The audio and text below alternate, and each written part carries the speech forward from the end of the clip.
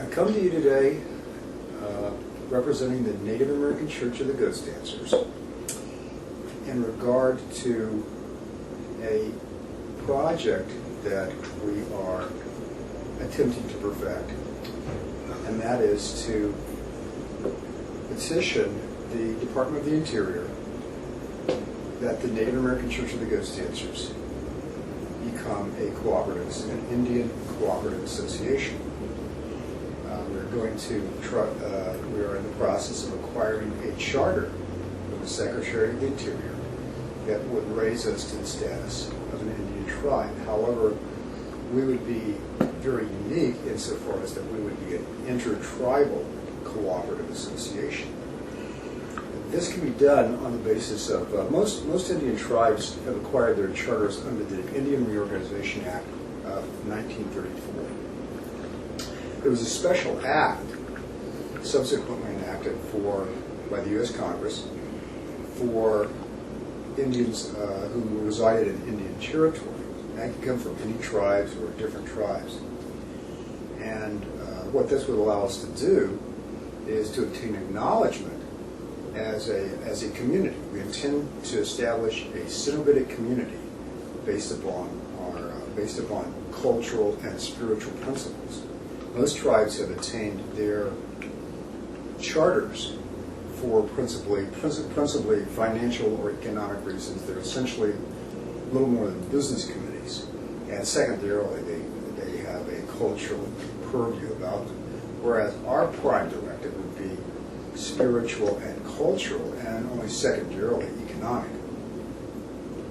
Now, there are several Cenobitic religious communities that happen.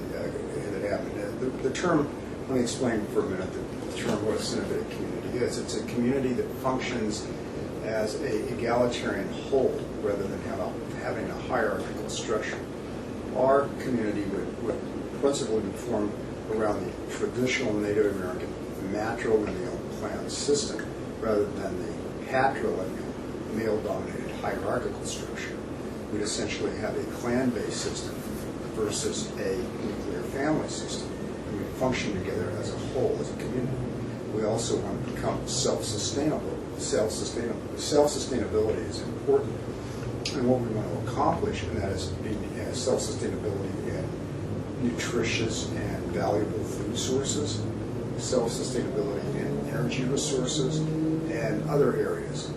Now, once we acquire this charter as a cooperative association, as an intertribal city-state, we would also be able to, just like any other tribe, interact with various departments of the U.S. government because we have that acknowledgement. We would interact with, for example, the Department of Energy, the Department of Agriculture, of course, the Department of the Interior. All of these various departments we could access for assistance, information, what have you, as on a government-to-government relationship, just like any other Indian tribe. One of the things that we need to accomplish in doing this, to bring this to fruition, is that we need, between what we've established, if we're going to establish this with a council of between 9 and 13 federally recognized American Indians. So currently we're seeking applicants for between 9 and 13 federally recognized American Indians, because this law only applies to federally recognized American Indians to form this Indian Cooperative Association. It's very different than going through the federal recognition process, because we're already federally recognized American Indians. I'm a federally recognized Choctaw Indian, for example, and some of the other members of our church are also federally recognized. But we want to establish this on the basis of this law that provides for Native Americans in what was formerly Indian territory to establish this cooperative association. It has many and vast benefits. It's probably the most powerful law that I've ever seen in behalf of Native Americans. I might just add that there have been other Cenobitic communities that are non-Indian that are recognized in the United States. And that is like Catholic and Buddhist monasteries, for example. there are many other religions, Buddhist, Catholic, Protestant, they all have nunneries and monasteries. They're established on the Cenobitic rule and are recognized as valid religious organizations. However, this would be very different because this would have the added value of being an Indian cooperative association, and the land that would be that it would be based upon would be based under an Indian land patent, which would be acquired, by the Department of the Secretary of the Interior for the benefit of this cooperative association.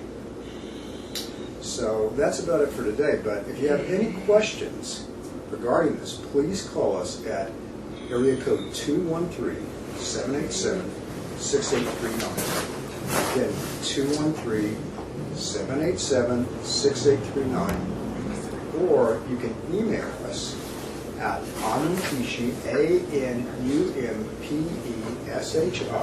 at ghostdancers.org.